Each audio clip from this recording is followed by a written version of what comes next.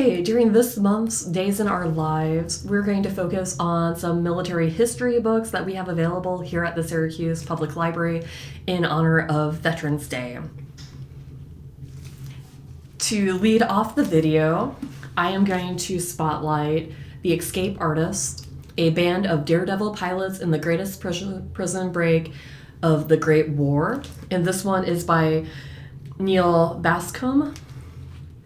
And I'm leading off with this one because obviously November 11th was originally Armistice Day, which commemorated the ceasefire that brought World War I to an end at the 11th hour, on the 11th day, in the 11th month.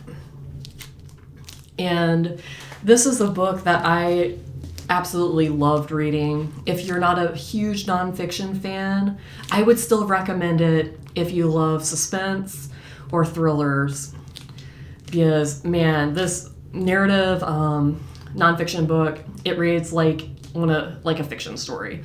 It's incredible, some of the feats these men did to escape their German POW camp, and you really get to know these men. And at one point, it was really struck home when something happened, and I'm like, oh my word, this was a real person. That happened to a real person. But I cannot highly recommend this book enough. Definitely pick it up. And I'm also going to pair it with a documentary, They Shall Not Grow Old. This is probably one of the best documentaries I have ever watched.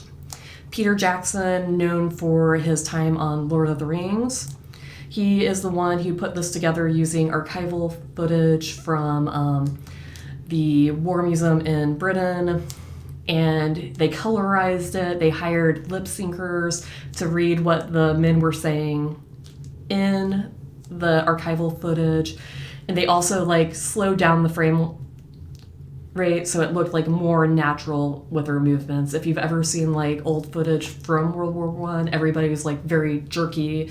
The camera setting is just not right for us modern people watching it. It's oh man, why do they look so weird?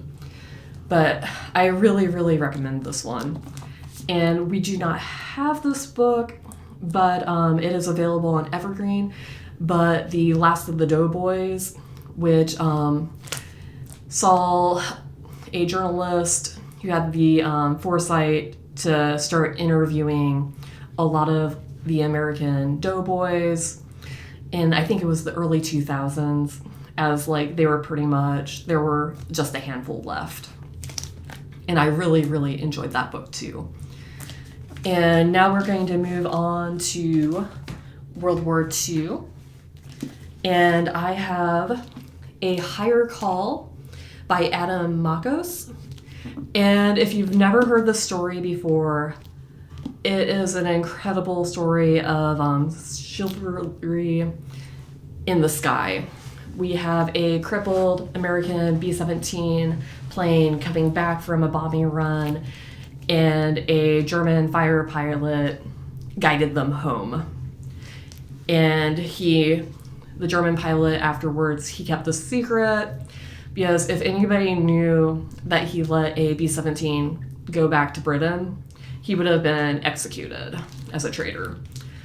And this just covers that story, and also these two gentlemen then meet up after the war. And if you're really into music, Sabaton, which is a Swedish metal band who sings a lot of songs about military history, they have a song about this encounter. And I'm going to pair that with another one of Syracuse Public Library's documentaries, Last Heroes of D-Day. And D-Day, of course, occurred June 6, 1944, and really saw the turning point in World War II. And in this documentary, the BBC interviewed some of the last survivors from D-Day to get kind of their perspectives. Very good.